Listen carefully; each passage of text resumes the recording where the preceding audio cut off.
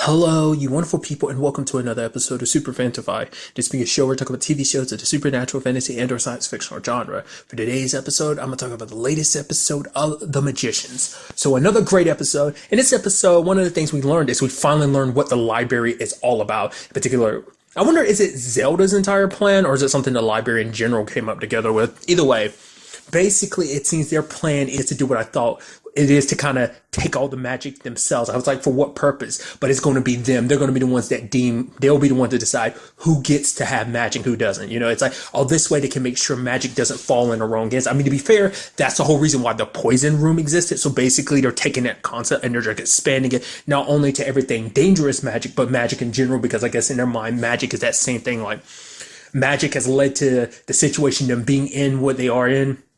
Because it's like, oh, because without knowledge and just doing whatever you want, having magic at your disposal, situations like this happen where the gods cut off humanity's magic. Which, you know, you kind of have Alice throwing back in Quentin's face, which once again, it's like, that's not something everyone knows. There was like a lot of people that played a part in that plan. It's like, well, the only reason why you know that is because you were a Niffin and everything. It's almost like you're almost blaming them for the reason why everything fell apart. It's like, they had to stop them. There was literally no other way to stop.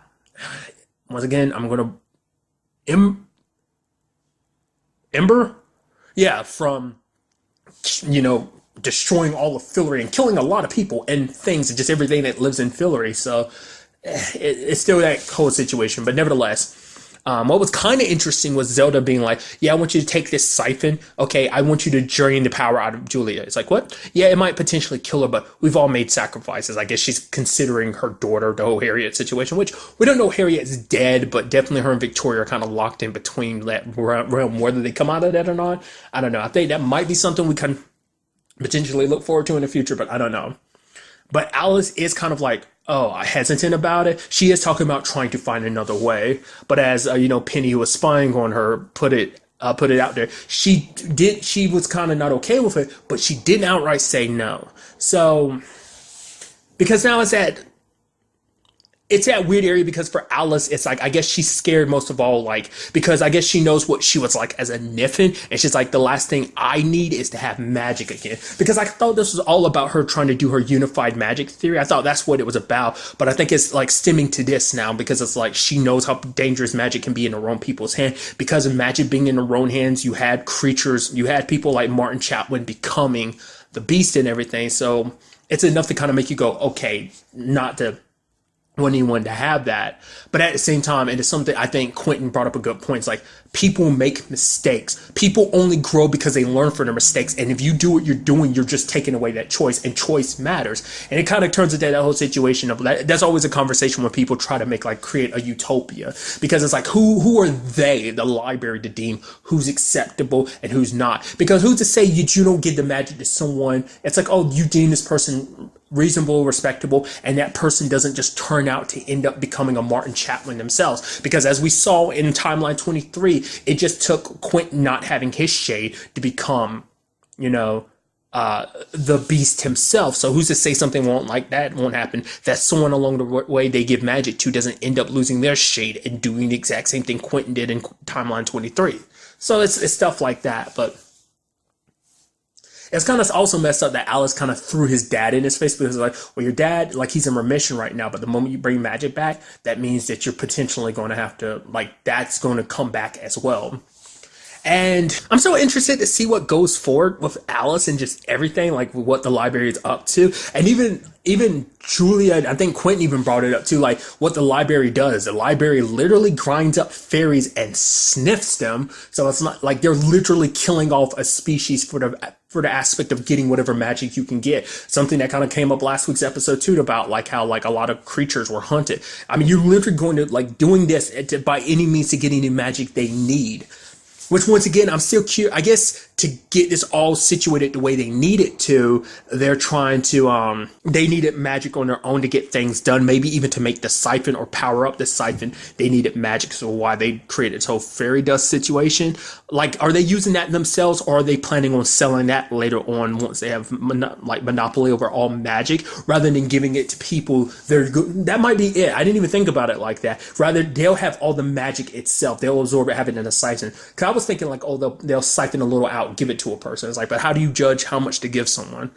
Who's to say someone doesn't steal and just absorb all the magic like out there and becoming a beast situation, maybe even worse, raised into like God level type of stuff. But nevertheless, it's like, well, what if they're actually going to hand out the fairies and like, okay, you get a little bump, kind of treating it like a drug, which it is. And it's like, okay, you get a little bump of fairy. We'll give you this one vial for blah, blah, blah, blah type of, ultimately we have to wait and see how that all plays out.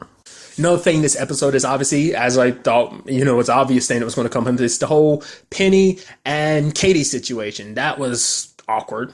Because I even love that Josh is recapping the entire series to kind of let Penny knows like what's going down in Timeline 40, the connections, the relationships, why things are kind of working between people or not. He even had like a murder board situation, be like, okay, I think he said this is who killed who, and also kind of being like, oh, also like here's who slept with who too. So it's just kind of interesting. What I also feel really bad about when it comes to Katie though is she ends up finding out later on that the fifth key is connected to the Unity key is connected to 23 Penny and not Penny from their world. So I guess because Penny's kind of he's given up on the quest, so I guess that's why it's done that. Because obviously Katie doesn't know, but Penny's kind of cast aside the quest like the last time we saw him. So because Hades was basically like, hey man, you don't have to do the quest. Eventually magic will come back, it's like, oh, but you can do so much more here, not limiting yourself by taking this quest to bring magic back, so. Which at the same time, it's like, well, it's easy for you to say you're a god, so you're not really affected by this whole situation. But I am still curious to see what he does, like what that whole Penny situation is setting up. Also, this Penny from 23, like what role is he going to play? Because he ended up talking to Katie about everything, ended up finding out about Julia's situation. And the only people who know about, and I didn't realize that's what, had they mentioned it before that like the gateway to all of magic that they need, the gate they need to unlock the 7 keys is actually in a castle, like from the story, but that castle is literally at the edge of the world. So that's kind of interesting to me.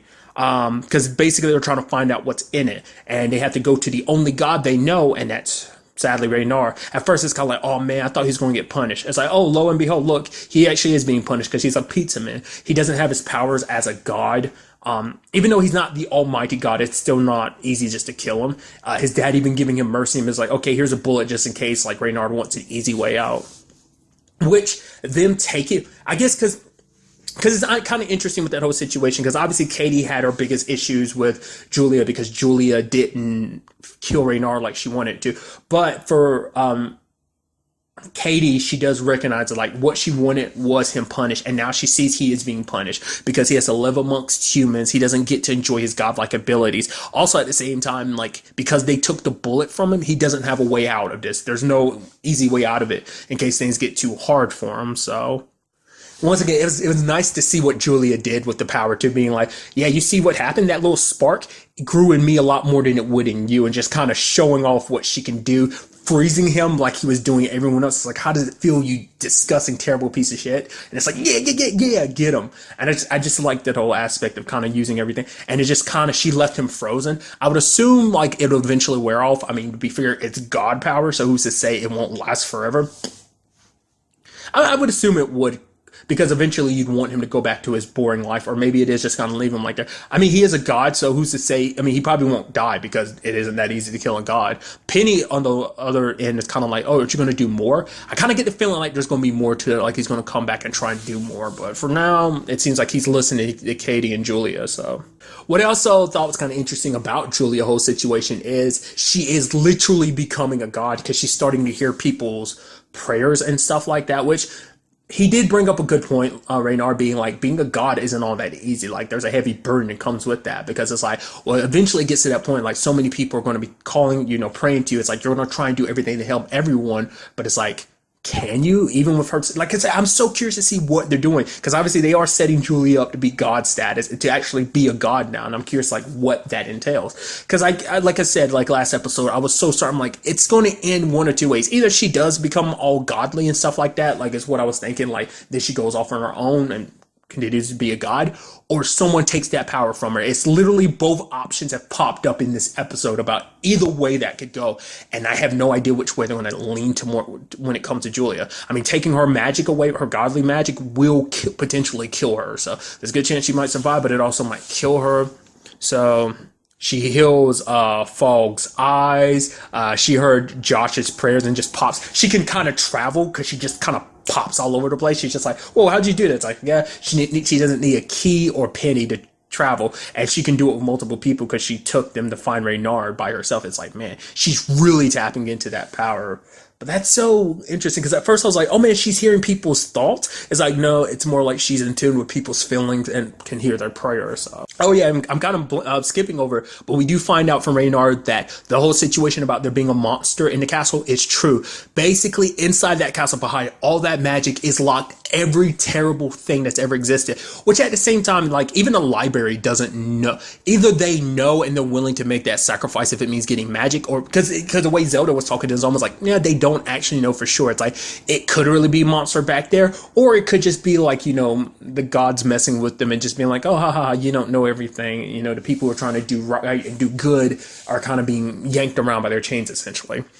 But it does seem like from Reynard that it's not just monsters back there, it's everything that existed before, well, the other god, like the kid gods, like Ember and Umber, like the old gods or the ancient ones, before everything, before humans, before the mystical creatures, and like even the kid gods, like even before all of them, their mistakes, the old gods' mistakes are locked away in there. What the hell that means, I don't know, but like that's probably some very, very bad shit that's locked in there. Obviously, even the old gods themselves locked it away. So how do you do that, though? I mean, to be fair, Julia's talking about using that bullet to kill whatever's back there. I mean, if it can kill a god, who's to say that? But I mean, who's to say this thing actually isn't more? Well, the ancient gods were able to lock it away, so obviously it must be on god level. So it must be enough that they can kill it. But to be fair, it is a situation where well, he did say everything they've ever created. So who's to say it's just one monster in particular? Who's to say you don't kill one monster thinking it's the baddie, and then there's like something 1,000 times worse behind it seeping into this world? And that's why I'm wondering, like, even the library is willing to take that chance. And then even Katie kind of brings it. It's like, you know, how much are you willing to bet, you know, that this bullet will kill whatever's behind that door? And it's like the entire universe, because basically everything is riding on this, on all corners. Like, they're willing to take the gamble. So I mean, to be fair, like, they're taking that gamble. So obviously it's the library about like whatever's back there, you know, because who's to say you can handle whatever it is? And I'm so fascinated to find out what it actually is. And then also there's everything going down in Fillory. There's the whole situation of basically an election. You had the whole back and forth between Tick and Elliot about how to run things. Also, Margot couldn't run because it was for High King, and it's like, well, High King has to be a male and everything. And Margot's like, really? We're really up to this, like, really, we're up with this bullshit again? It's like, come on. Which is sucky because it's like, yeah, Margot's done a lot as High Queen, but also at the end of the day, you got to remember too, High King is the only one that matters. Like, oh, the Queen can put in her thoughts and theories. And shut up, Michael. Like, at the end of the day, it was always Elliot's decision. So the back and forth on all these different promises and stuff like that. What really got me is how things did not play out the way I was expecting. I was like, okay, so maybe Elliot wins. I was like, oh, Elliot lost. I was like, oh man, Tick is still, nope, Tick lost too. I was like, what? Who won? Margot did. What? Her name wasn't even on the ballot. The reason why is because she talked to this talking bear, and that talking bear is in love with Frey, and Frey's in love with him, which turns into a whole complicated situation because it's like, it's kind of an illegal thing in Fillory, the whole bestiality thing. It's more like frowned upon. And you even had the bear dude being like, thank you, Frey's dad, because he still thinks Elliot is her dad. Which maybe when it's all said and done, there can still be a relationship there. It's like, even though she's not really your daughter, she was pretending to be your daughter, so you kind of felt something. I mean, she really doesn't have any family herself because she was taken away from her family. So it was so interesting to find out, because it's also funny because it's like, yeah, because they've never held elections before, they've never had to worry about that. Like, it's not that humans opinions don't really matter. It's just that the fact is there's not enough humans for it to matter. Because apparently in all of Fillory, there's only like 50,000 humans. And then on top of that, there's like a million talking animals. And they all voted for Margot because it's like, oh, she finally understands us. Like the kind of, I know it's weird to say in real life context, but do realize I'm only talking about in the context of this show where it's like, oh yeah, love is love. At least within this context, I don't mean to take that like in the real world. Like I keep saying, I cannot stress that enough. But it's like, oh, because Margot understands him because she took the time out to talk to that one talking bear about like this whole situation. It's like, oh, that we get treated on the same level as humans. So that was pretty interesting. Pretty interesting twist. And they're not killing Tick either. It's like, yes, we're going to keep you under surveillance 24/7, but you have a lot of good ideas about how to run Fillory, so you're going to be on the team again. Once again, you're still going to be heavily watched. So it's got to be a little sucky for Elliot, like that whole situation. But I am curious to see what that means now, because it was something interesting conversation between him and Finn, because he was like, Finn, you don't have to stay here anymore. I'm no longer High King. But for her, it's like, well, the fact is they want you dead, and you know all the terrible things they would do to you, they most likely do to me because I kind of was your queen and everything. Like, because for her, it's like, where would I be if I wasn't with you? I'd be back still in my village, kind of marrying one of the annoying people that kind of live near me. And it's like, no. So she's kind of in all of this because going forward with this also meant her future. So I'm wondering, does that mean Elliot can leave now and now Margot can't? I mean, to be fair, there's no gods to kind of dictate things. So I'm sure rules in Fillory are changing. Also because, like, well, one, Margot's like the first female High King. So that's cool. So I'm sure there's a lot of changes going on there, which also begs the question. It's like, well, the mountain people, well, this, you know, the Stone Queen and obviously the Lorien King. It's like, well, Margot's in power now, and does that mean that also nullifies Elliot and the Lorien King's marriage too? I mean, that kind of was already nullified even more so, but that was already nullified anyway because he lost his crown, but it's nullified even more. I mean, he could probably still fool around or whatever, but it just wouldn't be like an official thing. We do have like, I wonder, does that also mean they are getting rid of the other, because obviously like you had Alice being a High Queen and, you know, Quentin being a High King.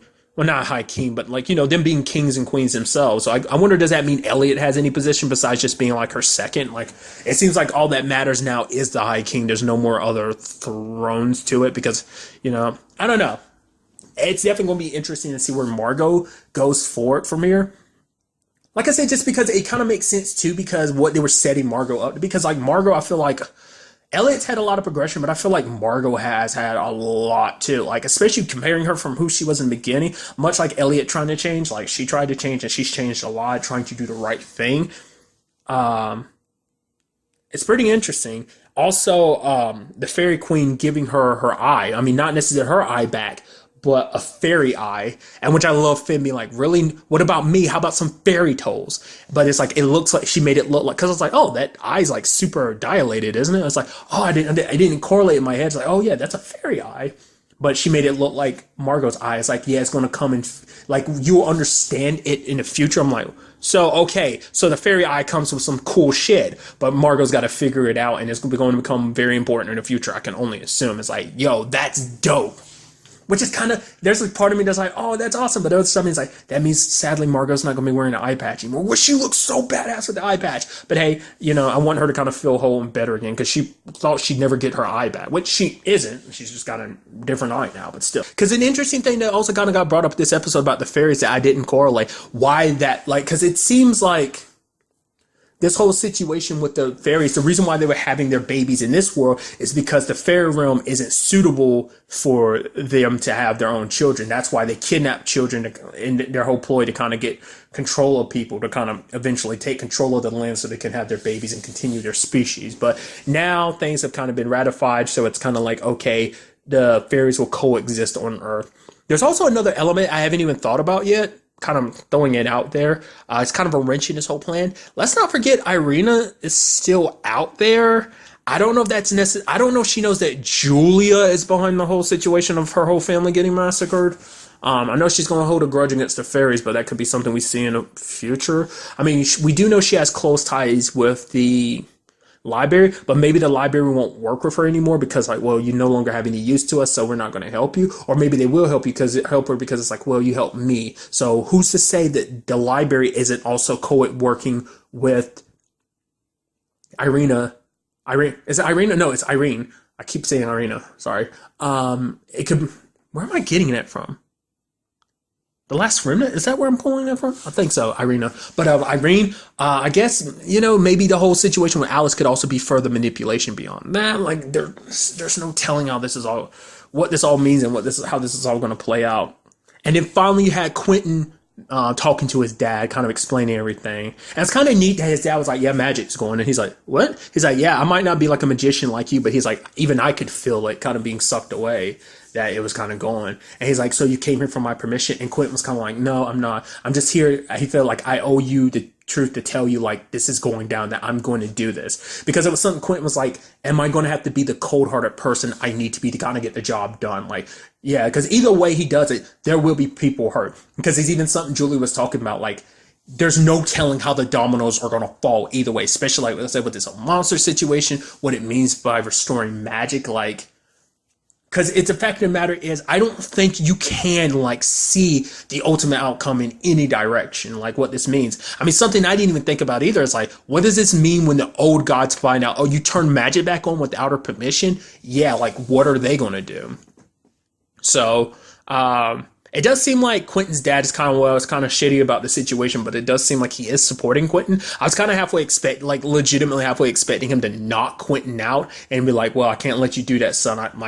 Something like that. But it's like, no, for now, it seems like he's very supportive. But I was also worried for a second when Quentin was kind of digging into his pocket, like near the end of the episode. I was like, please don't tell me you're about to take Julia's powers. Please don't. Okay, good. Because it's like, for one, there's no way he's going to do that because it's like, Julia is his friend and everything. For now, once again, depends on the circumstances. I mean, because the fact of the matter is, who says the siphon has to just be Julia? They need god level powers. So who's to say they don't just suck up the thing that's coming out of doorway? But then again, it's a situation of like, well, they needed Julia's powers in the first place to charge the siphon so that they could draw magic away. So like, if they were to do that, they would still need her powers so that they could absorb the monster in whatever shape or form it is, whatever form it is. And another interesting thing to think about too is like when Julia tried to reach out to other gods, in particular Lady Persephone.